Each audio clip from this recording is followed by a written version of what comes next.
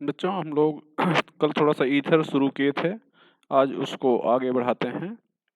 तो आज हम लोग देखते हैं preparation of ether.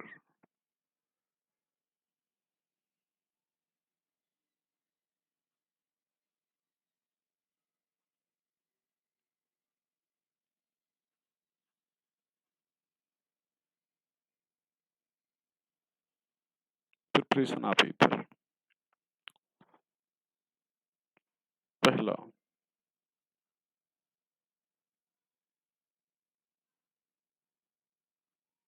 Bye reaction of RX with dry AgO।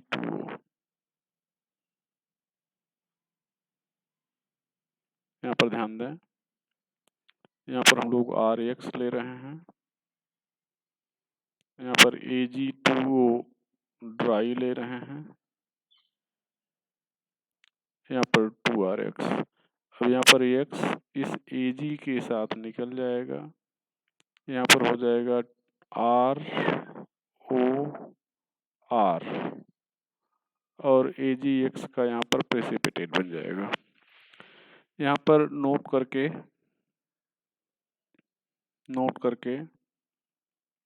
अगर आपने RX यहाँ पर लिया है और Ag2O मॉइस्ट कर दिया है, कई बार पढ़ाया जा चुका है। मॉइस्ट का मतलब मॉइस्चर के साथ, और यहाँ पर ये दोनों आपस में रिएक्ट करके AgOH बना लेते हैं। तो जब AgOH बना लेंगे तो यहाँ से X हटेगा और यहाँ से Ag हट जाएगा, और अगर ऐसा होता है तो फिर यहाँ पर बन जाएगा 2AgX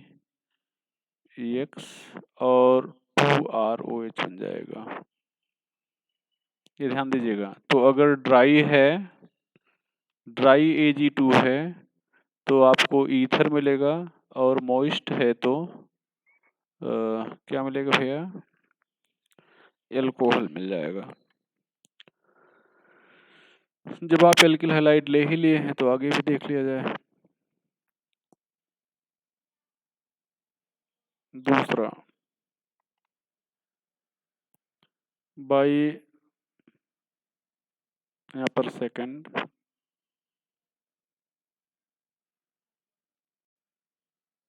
reaction of RX by reaction of RX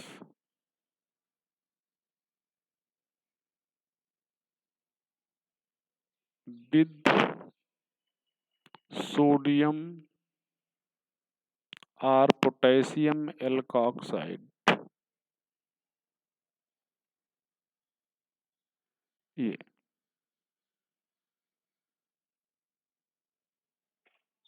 with sodium और पोटेशियम एल्कोक्साइड। यहाँ पर ध्यान दें बेटा, हम लोग ले रहे हैं RX ले रहे हैं, सॉरी। यहाँ पर RX लेंगे, यहाँ पर RONA लेते हैं, सोडियम एल्कोक्साइड। यहाँ पोटेशियम भी लिख सकते हो। यहाँ पर दो रिएक्शन होगा, एक तो E2 होगा और एक होगा SN2। अगर E2 होता है तो एल्कीन बनेगा, और SN2 होता है तो ईथर बनेगा। अगर ईथर बनता है तो इसको विलियमसन सिंथेसिस कहेंगे। Williamson synthesis.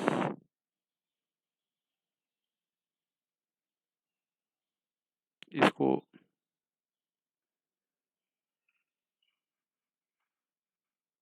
यहाँ पर विलियमसन सिंथेसिस कहेंगे।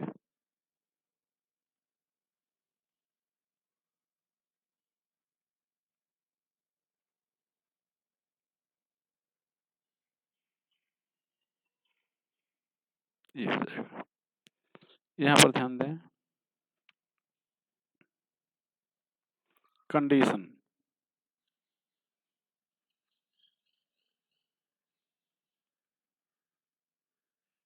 पहली, if Rx is primary,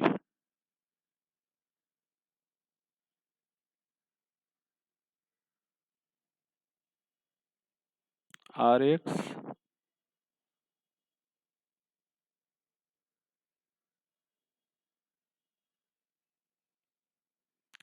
and RONA is primary। यहाँ पर रिएक्शन SN2 प्रोडक्ट ईथर और विलियमसन सिंथेसिस कहेंगे ही। तो यहाँ पर ध्यान दो, आपने CH3 CH2 यहाँ पर Cl लिया है, यहाँ पर C2H5ONA लिख रहे हो, ये चीज़ आप लिख रहे हो। यहाँ से Cl हट जाएगा, यहाँ से Na हट जाएगा, ये चीज़। अब यहाँ पर ये प्लस हो जाएगा, ये माइनस हो जाएगा। यहाँ पर अगर देखा जाए तो यहाँ पर CH3 CH2O C2H5 ये हो जाएगा। यहाँ पर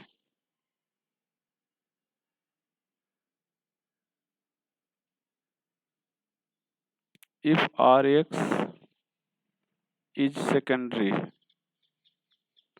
and RONA is primary,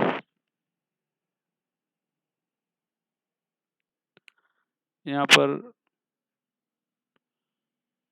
E2 SN2 दोनों होगा, ये E2 ज़्यादा होगा और ये कम होगा, ये चीज़।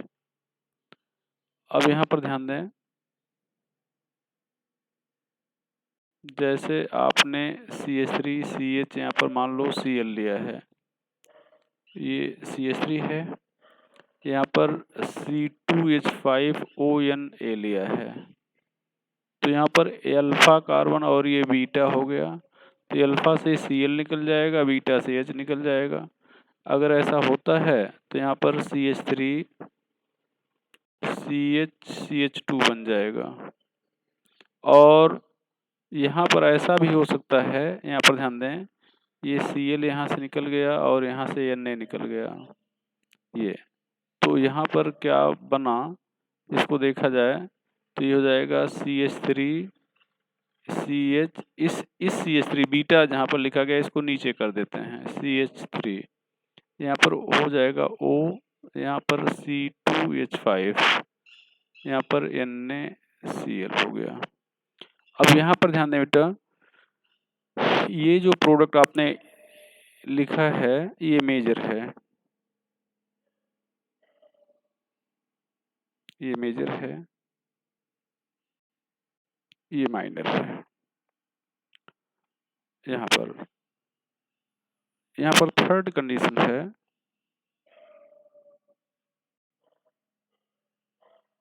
If Rx tertiary RONA primary SN2, ये देखें बेटा, ये CH3 और सॉरी SN2 ने E2 है, ये E2 यहाँ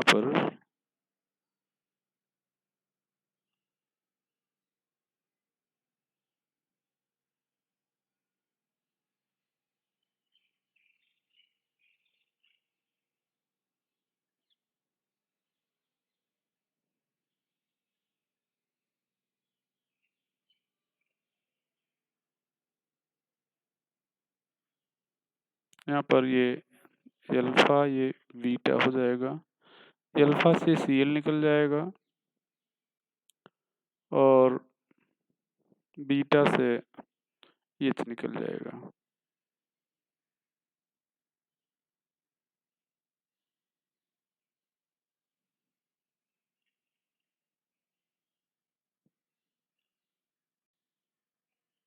HCl हो गया, ये प्रोडक्ट बन गया। Fourth condition, if RX primary RONA tertiary SN2,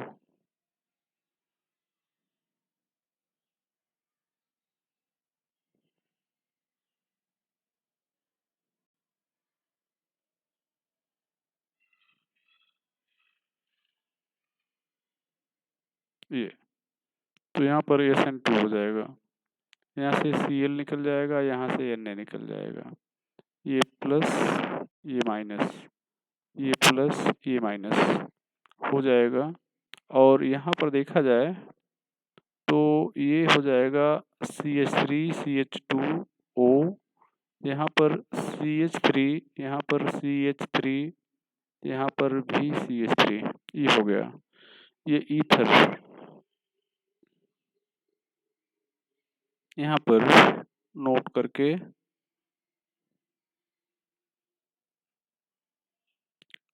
tertiary alkyl group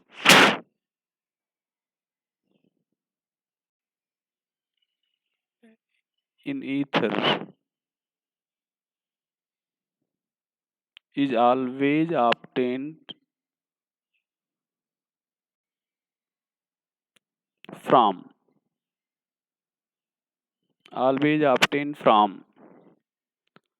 elk oxide.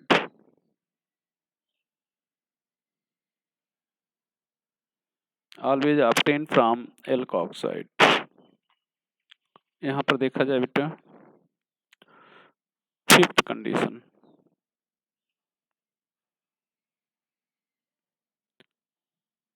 if RX is aromatic,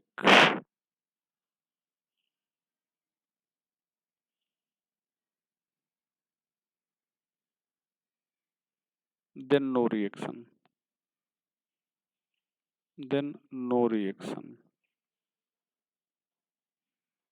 यहाँ पर ये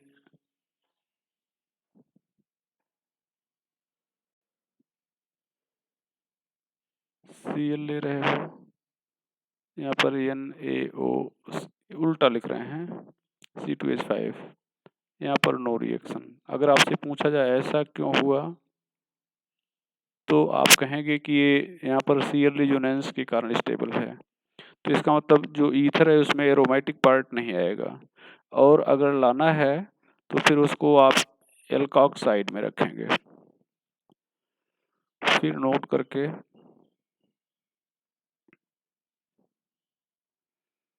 to obtain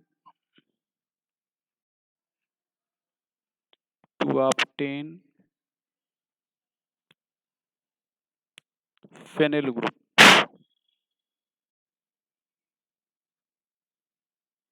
in ether,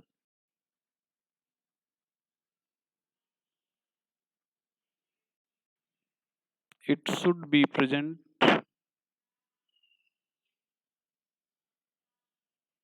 in alkoxide.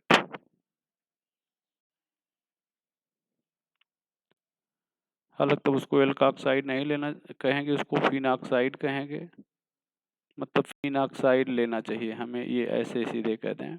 तो यहाँ पर NaO, यहाँ पर C6H5 हो जाएगा। अब यहाँ पर अगर देखा जाए तो यहाँ से Cl हट जाएगा, यहाँ से Na हट जाएगा। अगर ऐसा होता है तो यहाँ पर हम लोग लेंगे CH3 CH2, यहाँ पर O, यहाँ पर C6H5, ये हो जाएगा।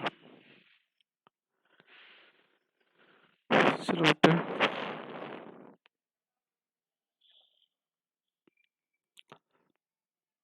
यहाँ पर अगर देखा जाए ऐसा एक और क्वेश्चन, अगर आपसे कहा जाए कि इस रिएक्शन को आपको कंप्लीट करना है,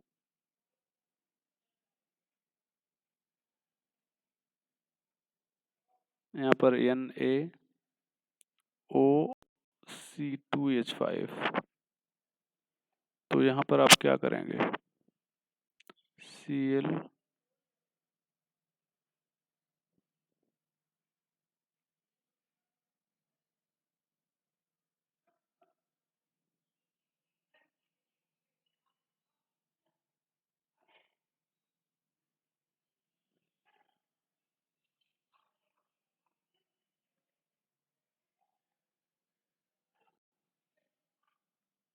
NaCl हो गया। तो ये हो गया, इसको कहेंगे विलियमसन सिंथेसिस। जहाँ पर ईथर बनेगा उसको कहेंगे विलियमसन सिंथेसिस। ईथर नहीं बना, एल्कीन बन गया, विलियमसन सिंथेसिस नहीं होगा। अगला थर्ड, बाय डिहाइड्रेशन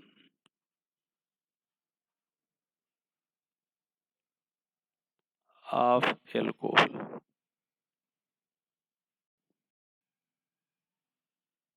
यहाँ पर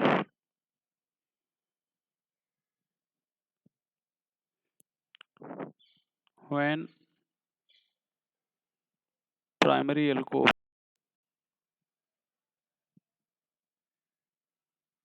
is heated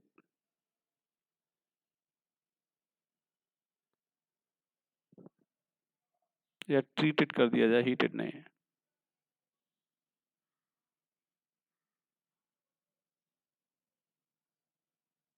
treated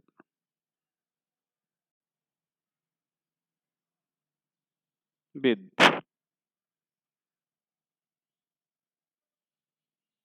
concentrate H2SO4 140 degree Celsius, Al2O3 300 degree Celsius, or H3PO4 200 degree Celsius, ether is obtained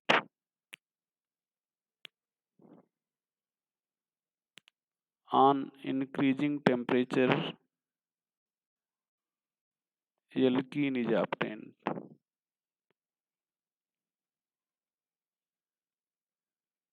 Alkene is obtained.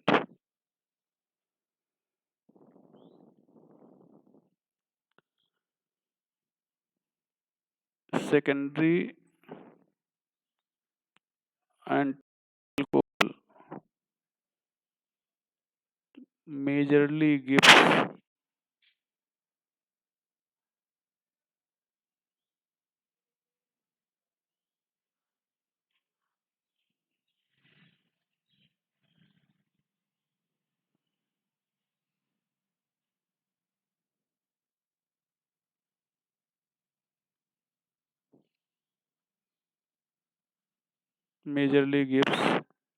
alkene।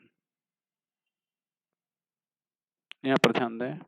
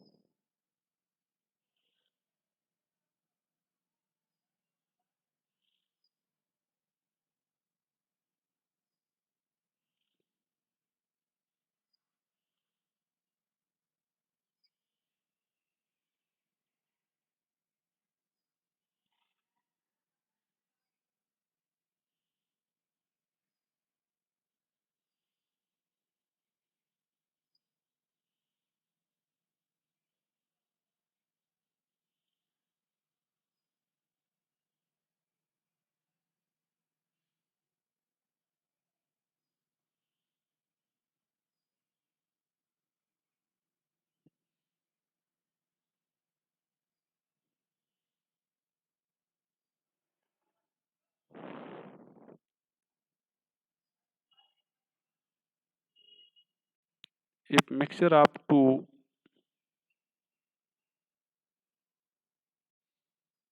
different primary alcohol is taken,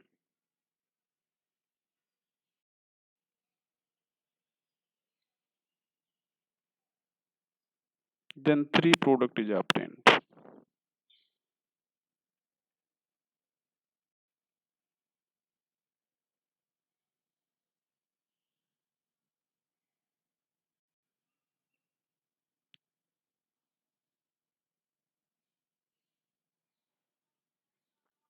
Three product is obtained.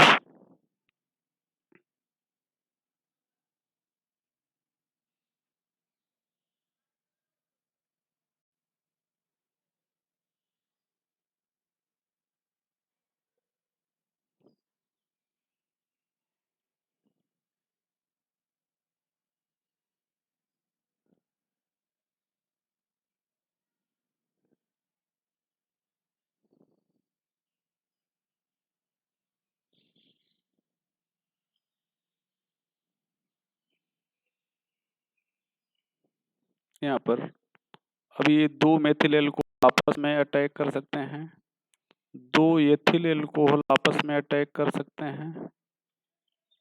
यहाँ पर ethyl alcohol methyl alcohol पर attack कर सकता है।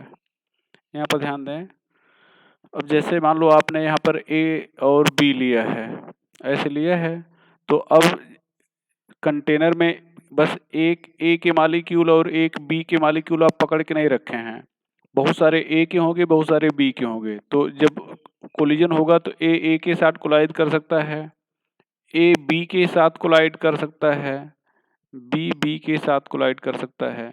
तो ए के साथ collide किया तो ए बन गया, ए बी के साथ कोलाइड किया तो ए बी बन गया, बी के साथ कोलाइड किया तो बी बन गया। तो वही सेम चीज़ है, मान लो इसको ए मान लें और इसको बी मान लें, इसको तो ए के साथ कोलाइड किया तो ये पहला बन गया, ये बी के साथ कोलाइड किया दूसरा बन गया, ए बी के साथ कोलाइड किया तीसरा बन गया। तो ये चीज़ें हो सकती हैं। चलें भैया, if one is tertiary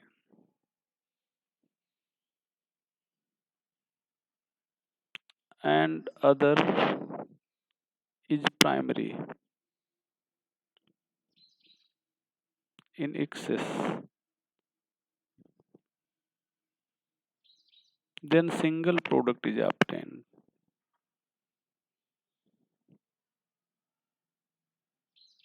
यहाँ पर ध्यान रखना है कि हीट नहीं करना है।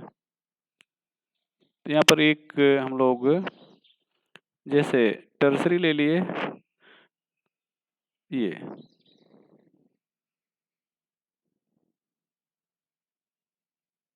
OH, और यहाँ पर एथिल एल्कोहल मान लो ले लिए, ये इसको हीट नहीं करेंगे तो यहाँ पर सिंगल प्रोडक्ट मिलेगा। और ये OH जो है हमेशा टर्सरी से निकलेगा, ध्यान रखिएगा। क्यों टर्सरी से निकलेगा? टर्सरी से निकलेगा तो टर्सरी कार्बोकैटायन बनेगा, टर्सरी कार्बोकैटायन ज़्यादा स्टेबल होता है। और ये यहाँ पर एल्काक्साइड आयन बनेगा, तो ये टर्सरी कार्बोकैटायन ज़्यादा स्टेबल होता है, इसलिए हमेशा OH टर्सरी से निकलेगा। मान लो अगर यहाँ पर 18 लिख दें और यहाँ पर 18 लिख दें, मतलब यहाँ पर कुछ न लिखें, ऐसे रहने दें, तो आपसे पूछा जाए कि ये जो 18 है वो कहाँ पे रहेगा, O18 कहाँ पे रहेगा, ईथर में रहेगा या वाटर में रहेगा? तो आप देख रहे हो कि ईथर में वो नहीं है, वो OH चला जा रहा है H के साथ। तो ये जो O18 है वो कहाँ पे रहेगा भैया? यहाँ पर वाटर में। तो ऐसे भी क्वेश्चन पूछ सकते हैं आपसे, ये ध्यान रखिएगा। ये यहाँ पर O18 चला गया। ये आपका अल्कोहल और ईथर मान लो एक ही ग्रुप में है, सपोज करो ऐसा लिया गया है। यहाँ पर CH3, यहाँ पर OH है, ऐसे CH3, CH2, CH2, CH2, मान लो ये OH है। यहाँ पर आपने सपोज करो H3PO4 लिया है, ठीक है। तो यहाँ पर क्या करेंगे ये यहाँ पर 18 लिखा हुआ है, तो यहाँ से OH, चूँकि टर्सरी से OH निकलना है और प्राइमरी से H निकलना है, ये ऐसे निकल जाएगा। अब ये जो O है यहाँ पर घूमकर ये C+ पर आकर जुड़ जाएगा, ये O- हो चुका है। तो आप देखें बनेगा क्या, साइक्लिक बनेगा।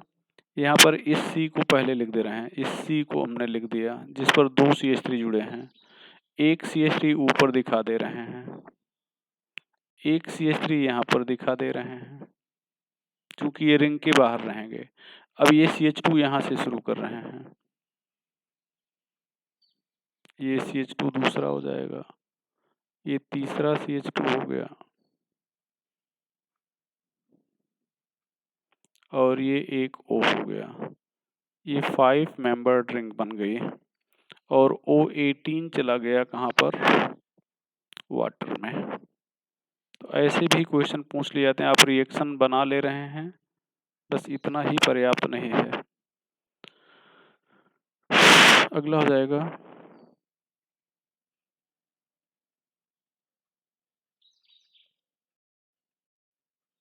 बाय रिएक्शन ऑफ एल्कीन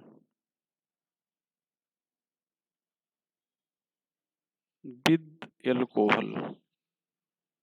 ये रिएक्शन आप पढ़े हो, आप हाइड्रेशन ऑफ एल्कीन पढ़े हो, एजेंट वही रहेंगे जो हाइड्रेशन में थे, बस केवल वाटर की जगह पर आप एल्कोहल कर लेते हैं। यहाँ पर ध्यान दें, यहाँ पर आप लिख रहे हो CH3, यहाँ पर CH डबल बॉन्ड CH2, यहाँ पर आप H2SO4 ले रहे हैं और साथ में यहाँ पर एल्कोहल ले रहे हैं, ये अब यहाँ पर ध्यान दो, यहाँ से आपको H+ मिल जाएगा और मार्कोनिकॉफ रूल से जो H+ है यहाँ पे आके जुड़ जाएगा। तो अगर ऐसा होता है तो ये बन गया CH3 CH+, ये, और ये हो गया CH3। अब यहाँ पर जो आपने ROH लिया था, ये अपना लोन पेयर इस कार्बन को दे देगा। अगर ये ऐसा करता है तो यहाँ पर ध्यान दें बेटा, क्या बन जाएगा, CH3 बन जाएगा, ये CH तो रहेगा, ये CH3 बन जाएगा, यहाँ पर O और यहाँ पर R आ गया और ये H हो गया। O पर प्लस चार्ज बना रहेगा, क्यों, मतलब ये जो प्लस चार्ज कार्बन का है वो ऑक्सीजन पे आ जाएगा, क्यों, चूंकि ऑक्सीजन ने अपना लोन पेयर ट्रांसफर किया है कार्बन को। तो कार्बन ऑक्सीजन वैसे भी नेगेटिव होता है, और जब प्लस चार्ज आ गया तो नेगेटिविटी और बढ़ गई है। इसका मतलब ये हो जाएगा कि जो शेयर्ड पेयर है हाइड्रोजन का, इसको विड्रॉ कर लेगा, तो हाइड्रोजन अपना इलेक्ट्रॉन पेयर देकर निकल जाएगा, किसको देगा, ऑक्सीजन को। तो ऑक्सीजन का प्लस चार्ज हट जाएगा और यहाँ पर ध्यान दो, यहाँ पर OR आ जाएगा, ये CH3 आ जाएगा। तो मैकेनिज्म वही है जो आपने वाटर के एडिशन में देखा था, सेम वही। अब यहाँ पर जैसे आपसे कोई कह दे इस रिएक्शन को कंप्लीट करना है, देखिए बेटा यहाँ पर इस रिएक्शन को कंप्लीट करना है, तो आपने जैसे वाटर जोड़ा था सेम वही, बस अंतर यह है कि वाटर की जगह पर हम लोगों ने एल्कोहल लिया है। तो जब वाटर ले रहे थे तो यहाँ पर रहा था एल्कोहल, और जब एल्कोहल ले रहे हैं तो यहाँ पर बनेगा ईथर। मान लो हम लोग मेथिल एल्कोहल ले लेते, ये चीज, तो अब यहाँ पर मैकेनिज्म वही हो जाएगी कि यहाँ पर H+ मिल जाएगा, ये H+ मार्कोनिकॉफ रूल से उस कार्बन पे जुड़ेगा जहाँ पर हाइड्रोजन ज़्यादा है।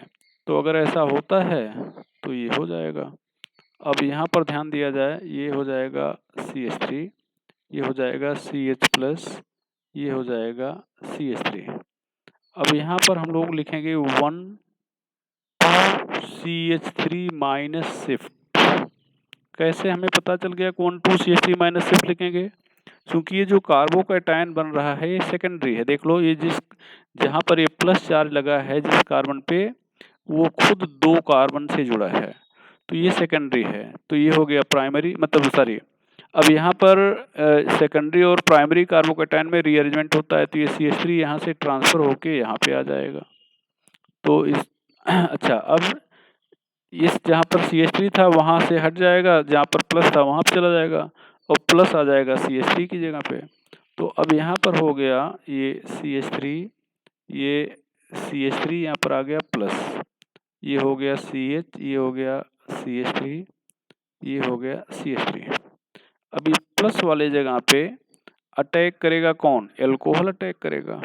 CH3OH बचा हुआ है ना भैया, तो ये OH के पास लोन पेयर है, ये OH के पास, ये अपना लोन पेयर इसको देगा।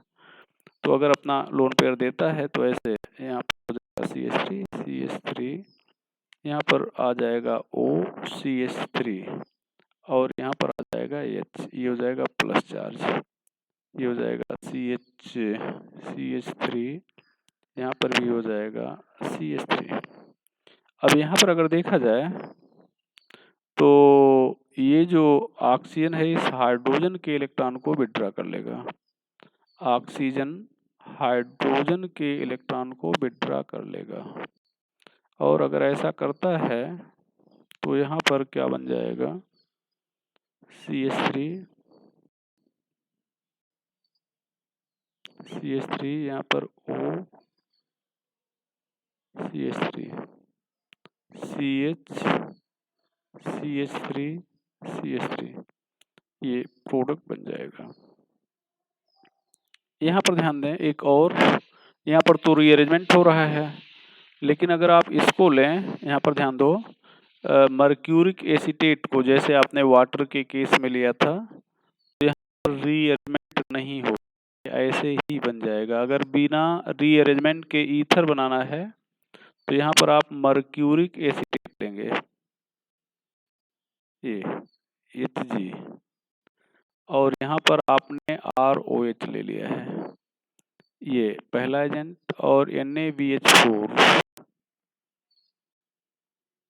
ये दूसरा एजेंट है। यहाँ पर बिना किसी रीअरेंजमेंट के आप मार्कोनिकॉफ रूल से ट्रांस मैनर में यहाँ पर एल्कोहल को जोड़ दें, तो ये बन गया ईथर।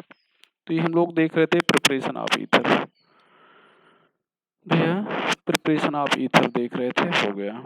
अब प्रॉपर्टी ऑफ ईथर की बात किया जाए, property of ether, property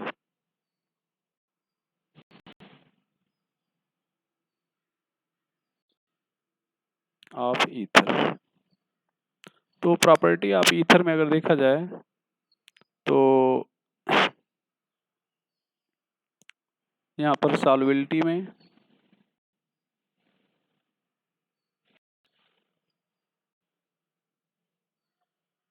lower member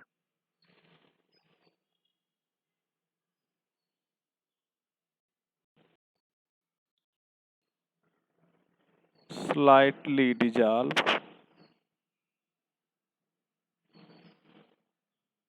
in water,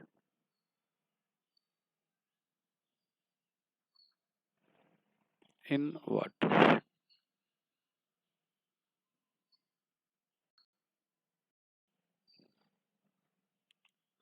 due to hydrogen bonding,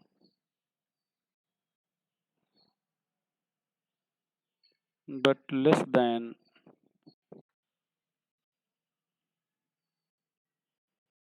isomeric alcohol.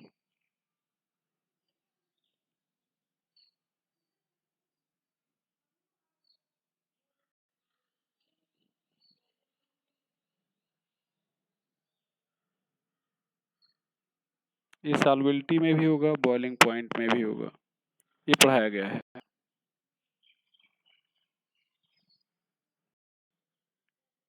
क्योंकि ये दो hydrogen bonding, more hydrogen bonding alcohol में ज़्यादा होगी, ईथर में कम होगी, लेस हाइड्रोजन बॉन्डिंग, ये चीज़। अच्छा, ये ध्यान रखना है कि ये ईथर वाटर के साथ हाइड्रोजन बॉन्ड बनाएगा, आपस में नहीं बनाएगा। जब बॉइलिंग पॉइंट की चर्चा करेंगे तब हाइड्रोजन बॉन्ड कहेंगे, नहीं तब ये सॉल्युबिलिटी के लिए बात कर रहे हैं। ये यहाँ बॉइलिंग पॉइंट हटा ही देते हैं, बॉइलिंग पॉइंट यहाँ से रिमूव कर देते हैं, नहीं तो थोड़ा सा आप इसको गलत समझेंगे। ये केवल सॉल्युबिलिटी का रीजन दीजिए, ठीक भैया।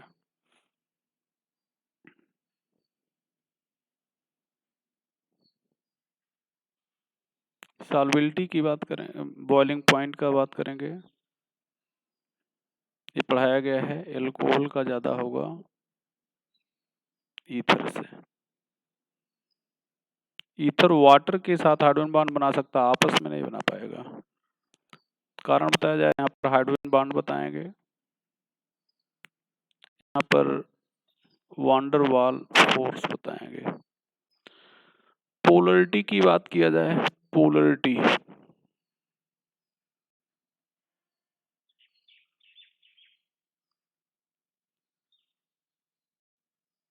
Ether is slightly polar.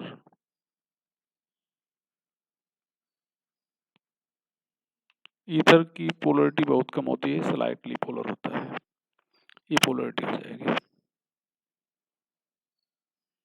कारण पूछा जाए तो due to presence of lone pair on oxygen, due to presence of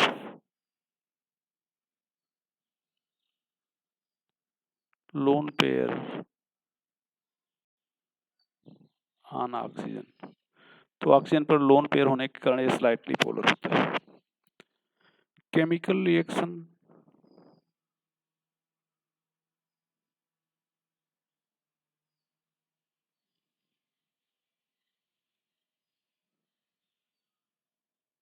chemical reaction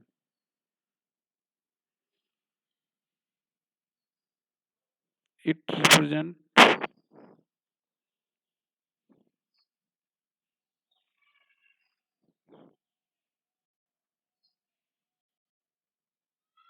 following reaction। पहला,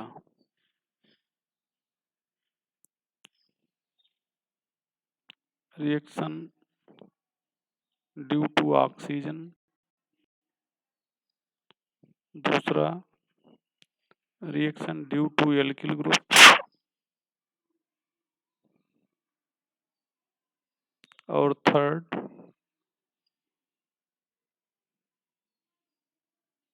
ड्यू टू आरओ बॉन्ड। ये रिएक्शन हो जाएगा।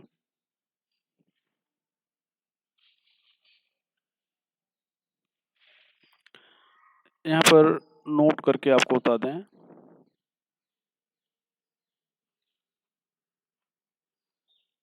नोट करके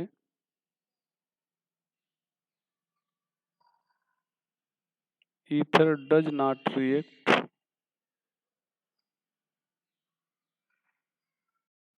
in basic or in neutral medium।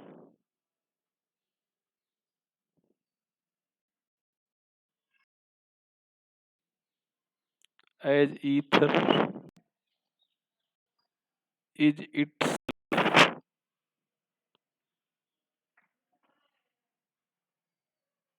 Lewis space, ether is itself Lewis base, तो ether चूंकि खुद ही Lewis base है इसलिए बेसिक या न्यूट्रल मीडियम में रिएक्ट नहीं करता है। बट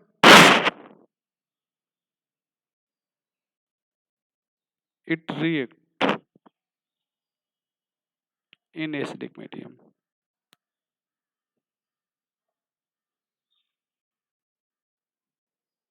यहाँ पर पहला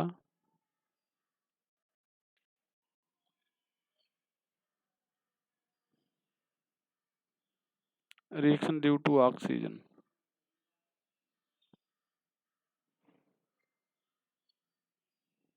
atom,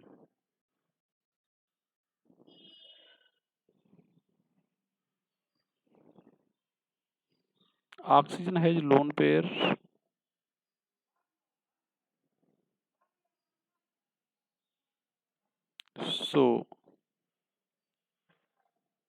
ether acts as Lewis base, hence react with acid. Hence react with acid. Acid के साथ रिएक्ट करेगा। चलो देखते हैं। React with acid. यहां पर देखें, पहला विद प्रोटॉनिक एसिड,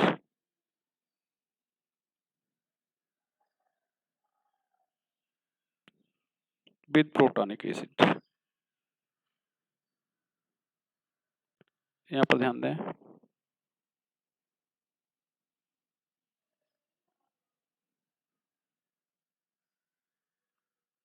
RO, यहाँ पर हम लोग ये चाय लिए हैं, ये कंसंट्रेट है और कोल्ड है, ऐसा है, कंसंट्रेट और कोल्ड ये चाय लिए हैं। अब यहाँ पर जब लेंगे तो यहाँ पर ये H प्लस हो जाएगा और आयोडीन माइनस हो जाएगा, तो ये जो लोन पेयर है अपना, लोन पेयर डोनेट करेगा इस CH प्लस को। अब यहाँ पर ध्यान दिया जाए तो ये R, ये R हो जाएगा, ये O, और ये अपना लोन पेयर डोनेट करेगा H प्लस को, ये यहाँ पर ये आ जाएगा, तो ये बन जाएगा, इसका नाम हो जाएगा di alkyl, di alkyl oxonium iodide,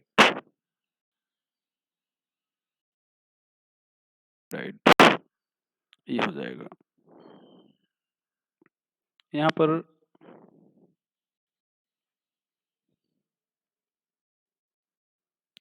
पर H2SO4 लिखा जाए, ये भी वही कंसंट्रेट और कोल्ड मीडियम में ही लेंगे। तो यहाँ पर ध्यान दें, ये बात अगर देखा जाए तो ये हो जाएगा प्लस, ये हो जाएगा माइनस, ये अपना लोन पेयर इस प्लस को डोनेट कर देगा। यहाँ पर लिखेंगे R,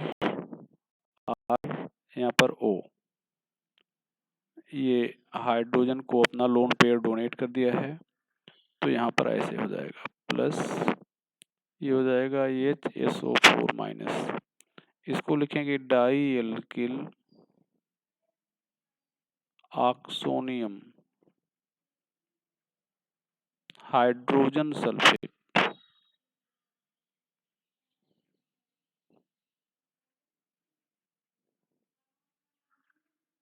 die alkyl oxonium hydrogen sulphate. यहाँ पर ध्यान दें, इसको हम लोग ईथरेट भी कहते हैं। ईथरेट का मतलब कॉम्प्लेक्स ऑफ ईथर, ये ग्रुप नेम है ईथरेट, तो ये ग्रुप नेम है। ईथरेट का मतलब कॉम्प्लेक्स ऑफ ईथर।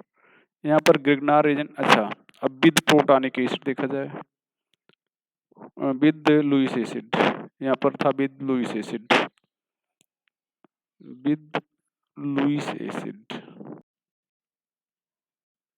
यहाँ पर ध्यान दो बेटा, तो यहाँ पर BF3 ले रहे हैं लुईस एसिड के रूप में, R, ये O, ये यहाँ पर BF3 ले रहे हैं। ये लोन पेयर की जरूरत तो है BF3 को, तो ये अपना लोन पेयर BF3 को डोनेट कर दिया। ऐसा करता है जाएगा R, ये O, ये BF3, E3 हो जाएगा।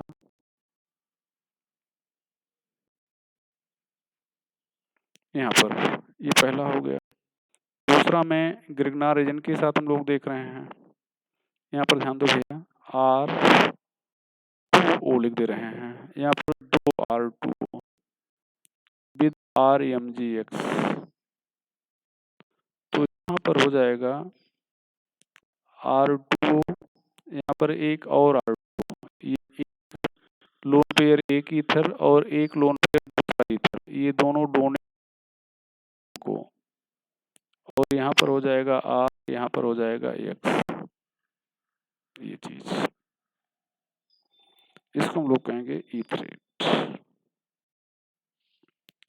यहाँ पर दो ईथर मॉलिक्यूल जुड़े हैं, क्योंकि मैग्नीशियम आउटर मोस्ट शेल में दो ही इलेक्ट्रॉन होता है, और एक आर के साथ शेयर कर लिया, एक एक्स के साथ शेयर किया, तो 4 इलेक्ट्रॉन हो गया, और 4 की जरूरत है, 2 लोन पेयर डोनेट कर दिए, ये 2 ईथर इसको डोनेट कर दिए। अब with reaction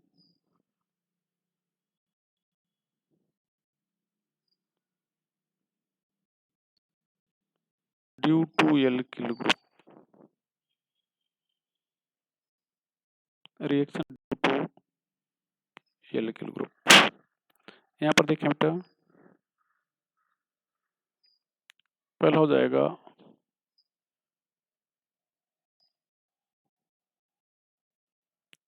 oxidation by air, यहाँ पर CH3O H2CH3, यहाँ पर O2, ये कहाँ से मिलेगा, एयर से, यहाँ पर भैया CH3, ये CH, यहाँ पर O ये H, ये O CH2CH3 हो गया, इसका नाम है एथिल और इसका भी नाम है एथिल, तो डाई एथिल ईथर, यहाँ पर भी ethyl ethyl die ethyl ether है, लेकिन ये अच्छा ऑक्सीजन ऑक्सीजन सिंगल बॉन्ड कहीं होता तो उसको पराक्साइड कहते हैं, तो देखो ये सिंगल बॉन्ड है, इसको पराक्साइड कहेंगे, ये सिंगल बॉन्ड को इतने को पराक्साइड कहेंगे। इधर हाइड्रोजन जुड़ा है तो हाइड्रोजन पराक्साइड, लेकिन इधर ईथर जुड़ा हुआ है, जैसे आप यहाँ पर देखो ये पराक्साइड हो गया, और ये हाइड्रोजन जुड़ा है दोनों साइड में, तो 2 हाइड्रोजन न करके बस केवल हाइड्रोजन पराक्साइड कर देते हैं, मतलब पराक्साइड से हाइड्रोजन जुड़ा है। लेकिन यहाँ पर पराक्साइड से देखा जाए तो एक साइड में हाइड्रोजन जुड़ा है, दूसरे साइड में डाई एथिल ईथर जुड़ा है, तो इसका नाम अगर लिखना है तो हम लोग लिखेंगे die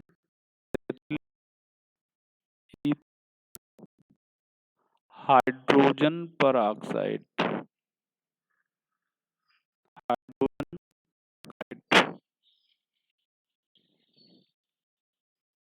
die ethyl ether hydrogen peroxide, ये हो जाएगा।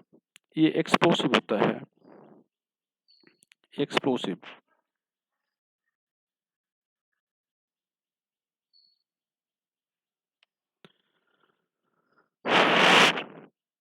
Before use of ether,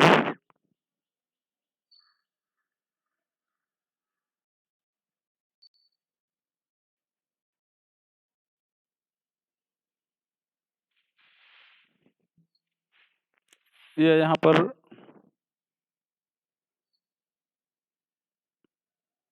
ऐसे लिखा जाए, ether is kept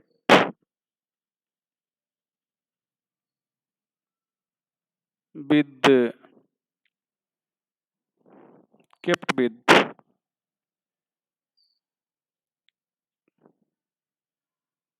concentrate H2SO4 and FeSO4, sorry, and Cu2O and Cu2O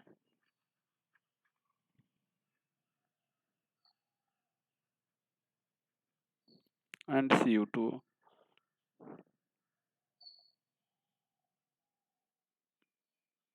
Concentrate,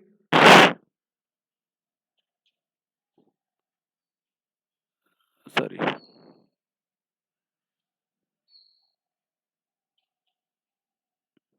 because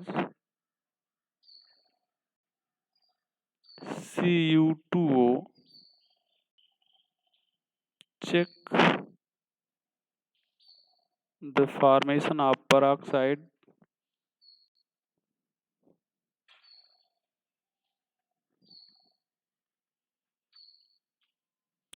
and concentrate H2SO4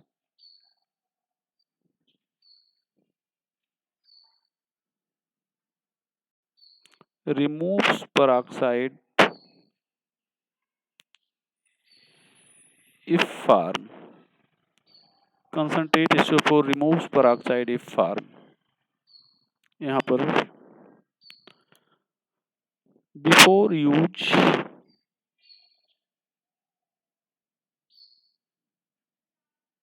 of ether, it should be distilled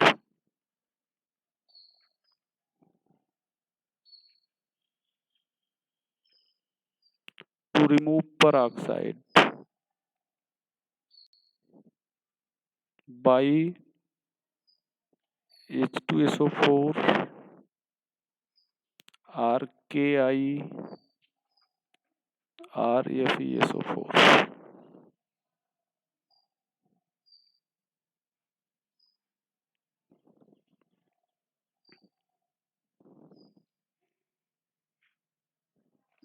KI or FeSO4.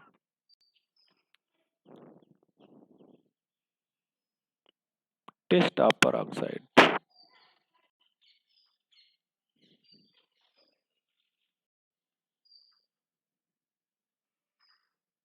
Test of peroxide. यहाँ पर sample KI starch blue colour, दूसरा sample FeSO4 KCNS, यहाँ पर FeCNS whole thrice, ये red colour, peroxide is present.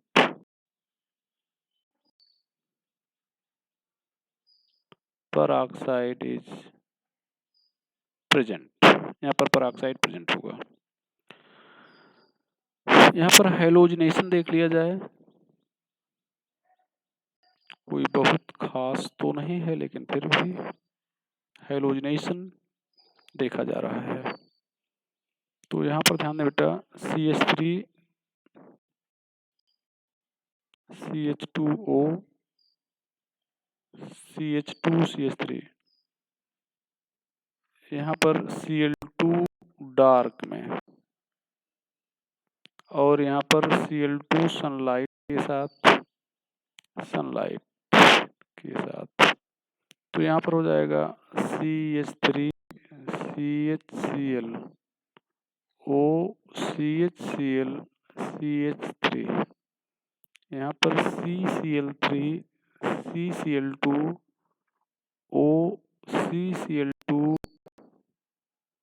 CCl3, इसको alpha dash dichloro diethyl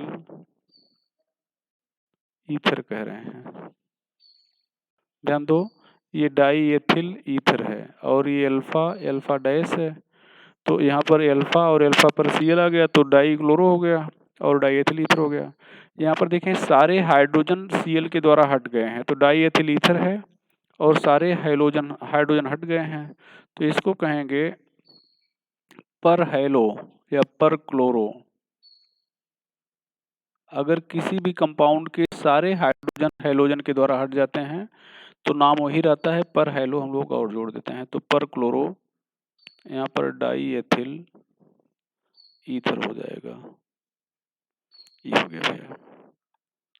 अब हम लोग reaction due to RO bond, तीसरा reaction due to RO bond, ये हो जाएगा।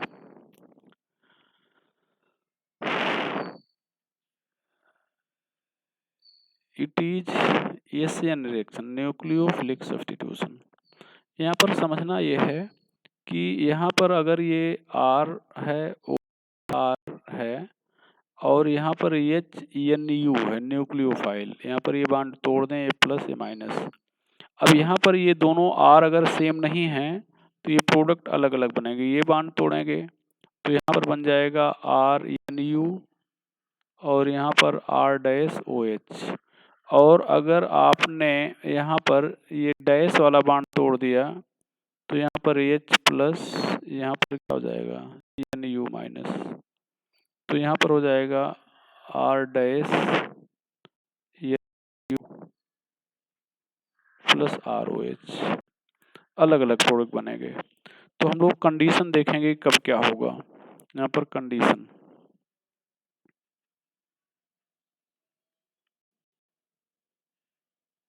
पहला, when both alkyl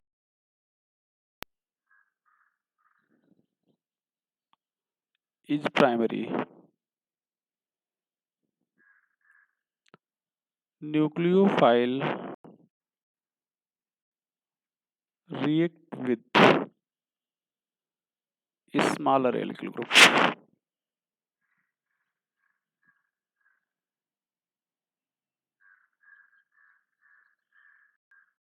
reaction SN2 होगा। दूसरा, if one is primary and other secondary, nucleophile react with primary। यहाँ पर भी SN2 होगा। तीसरा, if one is primary and other tertiary, nucleophile react with tertiary, SN1। अच्छा, अगर ध्यान दो ये एनहाइड्रस कंडीशन है, एनहाइड्रस मतलब वाटर नहीं लिया गया है, तो फिर ये प्राइमरी से रिएक्ट करेगा। नॉन पोलर सॉल्वेंट है तो प्राइमरी से रिएक्ट करेगा और SN2 हो जाएगा। लेकिन माना जाता है कि वाटर लिया जाएगा, ध्यान रखिएगा।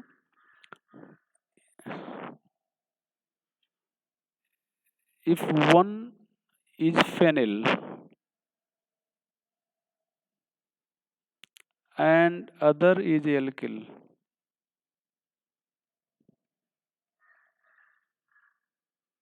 then nucleophile combine with alkyl, combine with alkyl. If both are phenyl,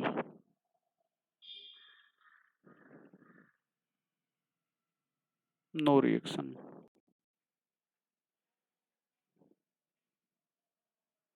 If both are phenyl, no reaction। यहाँ पर reaction with concentrate and hot HI। Cold के साथ आपने देखा था कॉम्प्लेक्स बना रहा था। अब यहाँ पर गर्म कंडीशन रखेंगे जब RO बॉन्ड से रिएक्शन होना होगा। यहाँ पर ध्यान दें, सारे रिएक्शन यहाँ पर लिख रहे हैं। ये पहली केस, एक दोनों प्राइमरी हैं, यहाँ पर HI। तो ये जो न्यूक्लियोफाइल है ये हमेशा प्राइमरी से जुड़ेगा, ये ध्यान दें। ये प्लस ले लेंगे इसको, ये H प्लस हो जाएगा, ये माइनस हो जाएगा, ये माइनस नहीं, ये प्लस होगा और ये माइनस होगा, सॉरी O माइनस होगा, ये बॉन्ड टूटेगा।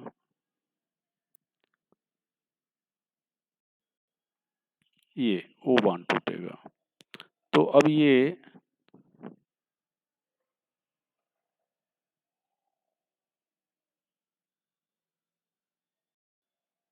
यहाँ पर हो जाएगा।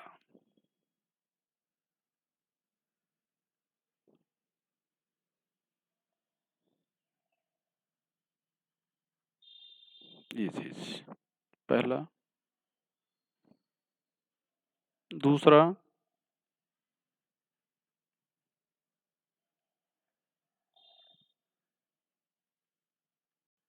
HI, यहाँ पर ये एक्सेस में है तो ये प्लस होगा, ये माइनस होगा, ये प्लस होगा, ये माइनस होगा, मतलब ये बॉन्ड टू। तो जैसा आपने पीछे लिखा था यहाँ पर CH3I, ये CH3 CH2OH।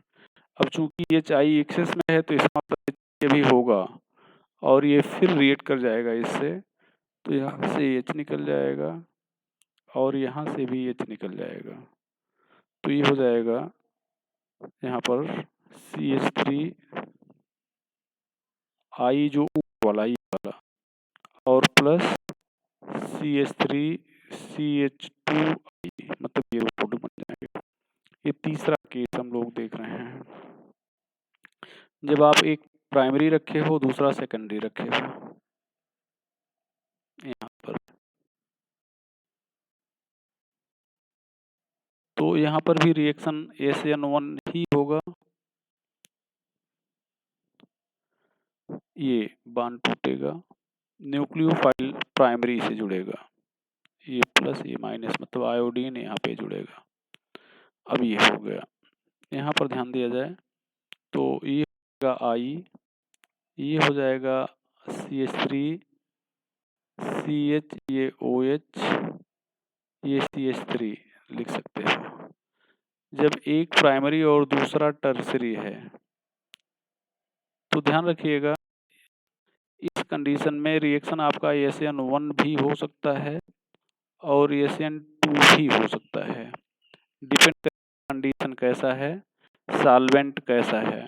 तो सॉल्वेंट पोलर प्रोटिक है, SN2 वाला है, सॉरी पोलर प्रोटिक है SN1 वाला है तो SN1 होगा, पोलर एप्रोटिक है तो SN2 होगा।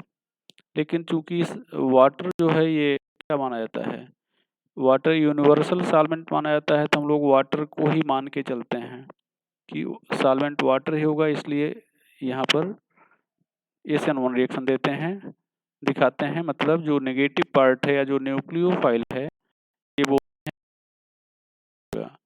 ध्यान रखिएगा, ऐसा निश्चित नहीं है को टर्सरी से ही जुड़ेगा जब सॉल्वेंट आपका पोलर प्रोटिक होगा, जैसे वाटर होगा, अल्कोहल होगा, ये सब होगा।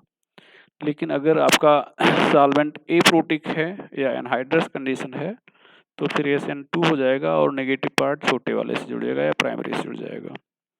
यहाँ पर पांचवी कंडीशन है, जब एक एल्किल ग्रुप है और दूसरा फेनिल ग्रुप है तो ये फेनिल ग्रुप नहीं टूटेगा, ये बेंजीन रिंग से जुड़ा ऑक्सीजन बॉन्ड नहीं टूटेगा। क्यों नहीं टूटेगा, चूंकि यहाँ पर रिजोनेंस है, तो नहीं यहाँ पर HI ले रहे हैं। यहाँ HI लिमिटेड में लें या एक्सेस में लें, इसे कोई फर्क नहीं पड़ेगा, ये एक्सेस में लें या लिमिटेड में इसे कोई फर्क नहीं पड़ेगा, ये बॉन्ड यहाँ पर ये बॉन्ड टूटेगा तो ये प्लस हो जाएगा, ये माइनस हो जाएगा। अब अगर हम लोग ऐसा देखते हैं तो यहाँ पर जो प्रोडक्ट होगा यहाँ पर CH3 CH2I हो जाएगा और यहाँ पर जो प्रोडक्ट होगा ये OH हो जाएगा। अब देखो ये OH ऊपर आप अगर ध्यान दे रहे हो, ये पहला रिएक्शन, दूसरा यहाँ पर OH था तो इससे HI रिएक्ट कर गया था, थोड़ा सा ये OH था तो यहाँ से HI ये रिएक्ट कर गया था, ये यहाँ पर ये माइनस, ये ऐसे, ये माइनस ये प्लस, तो ये ऐसे ये इसके साथ था। लेकिन यहाँ पर ऐसा नहीं होगा क्योंकि ये रिजोनेंस के कारण, ये OH रिजोनेंस के कारण स्टेबल है तो ये OH नहीं निकलेगा, तो रिएक्शन यहीं पे रुक जाएगा, चाहे एक्सेस में ले लो या लिमिटेड में, इससे कोई फर्क नहीं पड़ेगा प्रोडक्ट पर, प्रोडक्ट आपका भी रहेगा। यहाँ पर अगर दोनों, तो फिर दोनों साइड में रिजोनेंस है, फिर कोई बॉन्ड नहीं टूटेगा। यहाँ पर नो, यहाँ पर हो जाएगा नो रिएक्शन। लेकिन यहाँ पर देखा जाए वालिएगा तो CH2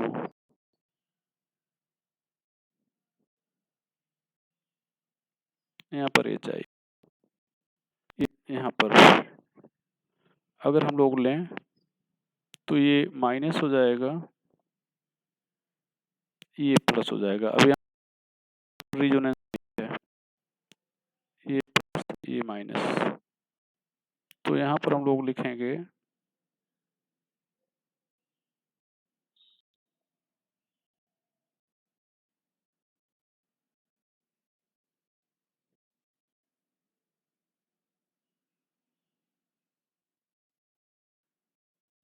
ये हो जाएगा, तो प्रोडक्ट बन गया विद PCl5 हाइड्रोजन के ऑक्सीजन को तोड़ता है। यहाँ पर ऐसे Cl PCl3Cl। अब यहाँ पर ध्यान दें, ऐसे इसको तोड़ दें ऐसे तो CH3Cl हो गया, इसको साथ में ले लें और यहाँ पर हो गया, तो ये हो जाएगा CH3Cl, यहाँ पर हो जाएगा CH2Cl प्लस हो जाएगा POCl3। यहाँ पर विद डाइल्यूट H2SO4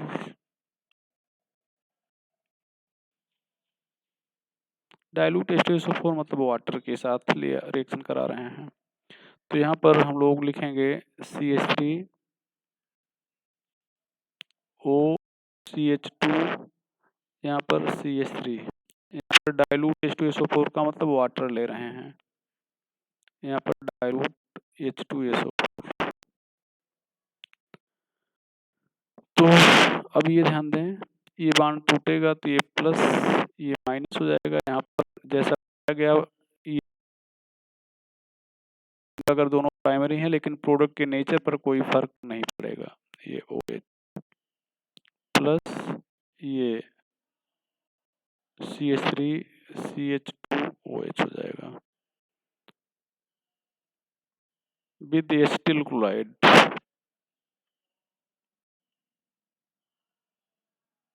यहाँ पर लुईस एसिड लेंगे, हम एनहाइड्रस AlCl3 लिख रहे हैं, लेकिन जरूरी नहीं कि एनहाइड्रस AlCl3 लिखें, कोई भी लुईस एसिड ले लें। तो यहाँ पर भैया आप लिख रहे हो CH3 CH2O CH3, यहाँ पर CH3COCl, यहाँ पर AlCl3, ये लोग तोड़ते हैं हम लोग तो ये हो जाएगा प्लस, ये हो जाएगा माइनस, होते हैं तो ये हो जाएगा माइनस, ये प्लस। तो यहाँ पर ध्यान दिया जाए तो ये चीज हम लोग यहाँ पर इससे जोड़ देते हैं। तो यहाँ पर हम लोग देखेंगे CH3, ये हो जाएगा CO और O3, और ये जो Cl है छोटे वाले से जुड़ गया CH3Cl। यहाँ पर आगे हम लोग लिखेंगे विद कंसंट्रेट H2SO4,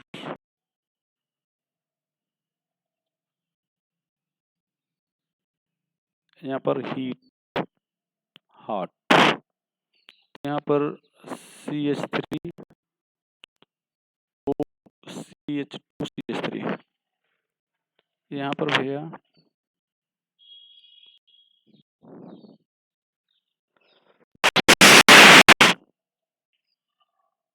यहाँ पर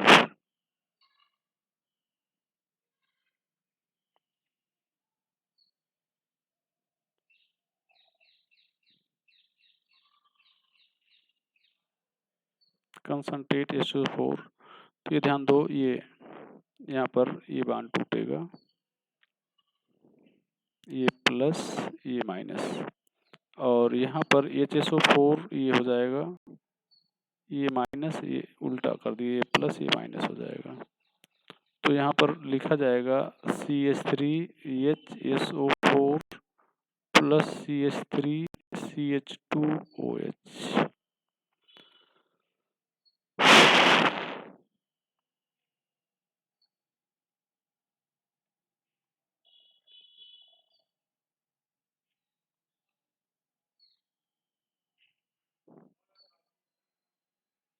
If both alkyl group has beta carbon, then alkene is obtained.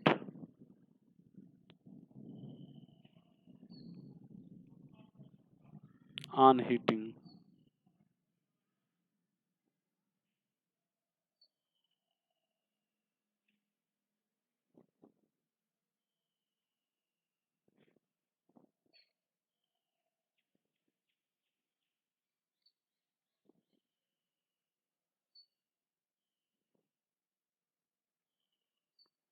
तो यहाँ पर बीटा अल्फा, ये बीटा, अल्फा बीटा। अब यहाँ से H निकलेगा, यहाँ से H निकलेगा, यहाँ से O निकलेगा। तो ये हो जाएगा CH2 डबल बॉन्ड CH2, ऐसे दो मॉलिक्यूल और एक वाटर बन गया।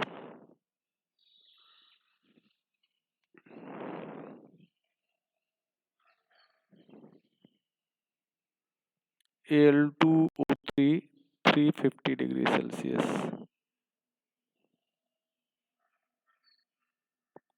Convert ether into alkene if it has beta carbon. लेकिन अगर बीटा कार्बन नहीं है, यहाँ पर ध्यान दो, ये आपका एजेंट हो जाएगा। अब ये पूरा यहाँ से निकल जाएगा अल्फा मान के, और ये बीटा CH, ये बन गया। और यहाँ पर अगर दोनों में बीटा है,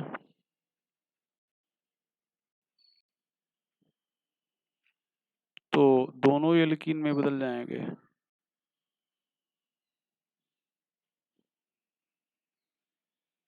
ये चीज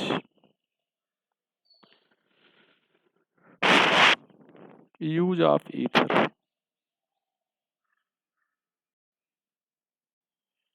यूज ऑफ ईथर पहला, डाई एथिल ईथर कहते हैं। As solvent for various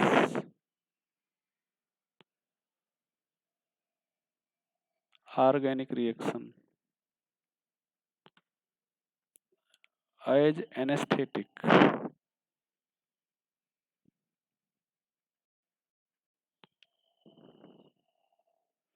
but due to slow recovery,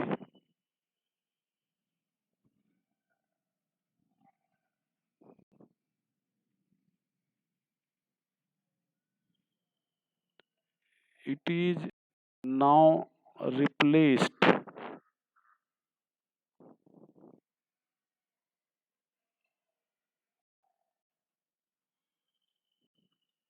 by influorine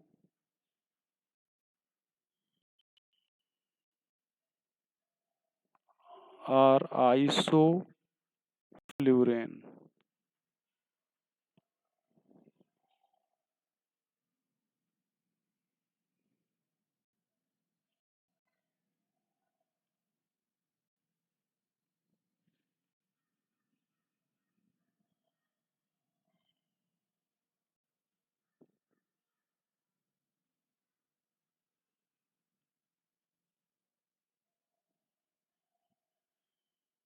Influorine.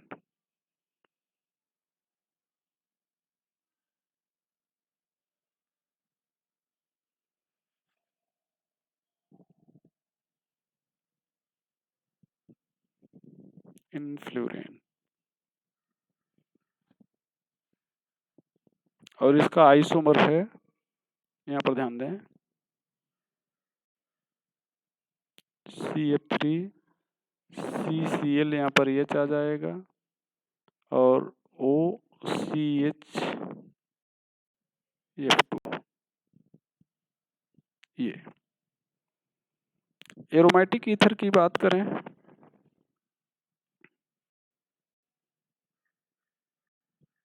Aromatic ether की बात करें अगर, तो यहाँ पर ध्यान दो, ये एरोमेटिक ईथर है जिसको आप एनिसॉल कहे थे।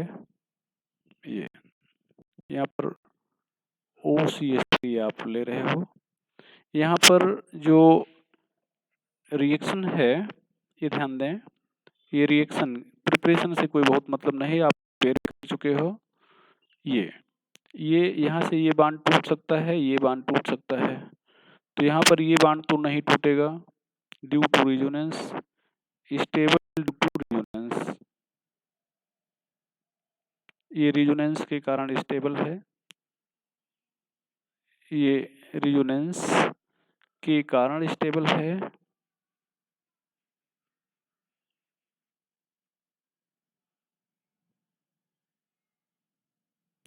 इसलिए नहीं टूटेगा, ये टूटेगा और ये तब प्लस हो जाएगा और ये माइनस हो जाएगा। ये पढ़ लिया गया है एज इन एलिफैटिक, जैसे एलिफैटिक में पढ़ा गया था सेम वही यहाँ पर। तो यहाँ पर reaction due to RO bond हो जाएगा, reaction due to RO bond, ये आप पढ़ चुके हैं ये। और यहाँ पर ध्यान दें बेटा, RO बॉन्ड, और दूसरा जो है due to benzene, due benzene ring, यहाँ पर। अब बेंजीन रिंग में यहाँ पर जो RO है, ये ध्यान दो, ये जो RO है यहाँ पर OR कह रहे हो, ये प्लस M ग्रुप है, प्लस M ग्रुप, तो इसलिए आर्थो पैरा डायरेक्टिंग हो जाएगा। क्यों? क्योंकि आर्थो और पैरा पोजीशन पर इलेक्ट्रॉन डेंसिटी बढ़ा देगा, और बढ़ा देगा तो रेट बढ़ा देगा, एक्टिवेटिंग फॉर ESR ये। और रिएक्शन अगर बात किया जाए तो आप सारे रिएक्शन पढ़े, यहाँ पर 3 ही 4 रिएक्शन हमें मिलते हैं।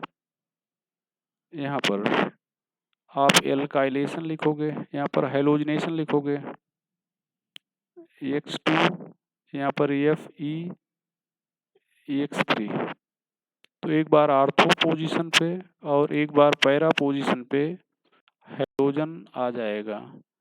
आर्थो वाला माइनर होगा, पैरा वाला मेजर होगा, क्योंकि पैरा पर स्टेरिक हिंड्रेंस कम होता है, ये मेजर होगा। नाइट्रेशन की बात करें, concentrate HNO3 plus concentrate H2SO4, concentrate HNO3 में रिएक्टिंग स्पीशीज NO2 प्लस होता है जिसको आप नाइट्रोनियम आयन कहते हैं, और HNO3 यहाँ पर बेस की तरह एक्ट करता है इस रिएक्शन में, नाइट्रेशन यहाँ पर भी कहा जाएगा। मतलब कंसंट्रेट H2SO4 के साथ जहाँ पर भी रहेगा, नाइट्रेशन में कंसंट्रेट H2SO4 के साथ ही लेंगे और वहाँ पर ये बेस की तरह एक्ट करेगा, ये NO2। यहाँ पर फ्यूमिंग H2SO4 ले सकते हो, फ्यूमिंग H2SO4 सल्फोनेशन कहोगे, ये सारी चीज आपने पहले पढ़ लिया है। फ्यूमिंग H2SO4 का मतलब क्या होता है भैया? Concentrate H2SO4 with fumes of ESO3 को आप कहोगे fuming H2SO4।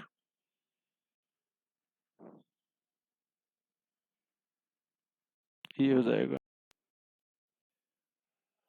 Friedel craft alkylation लिखोगे RX एनहाइड्रस AlCl3, ये फ्रीडल क्राफ्ट एल्काइलेशन हो गया। OCH3 यहाँ पर R, OCH3 यहाँ पर R। सभी में पैरा प्रोडक्ट ज़्यादा होगा, आर्थो प्रोडक्ट कम होगा, एसिटाइलेशन कहेंगे। यहाँ पर एनहाइड्रस AlCl3 ले रहे हो तो ये OCH3, जहाँ पर एसिटाइलेशन आप कर रहे हो वहाँ पर एसिटिक एनहाइड्राइड भी ले सकते हो, जरूरी नहीं कि आप एसिटिल क्लोराइड ही लें। तो यहाँ पर ये CH3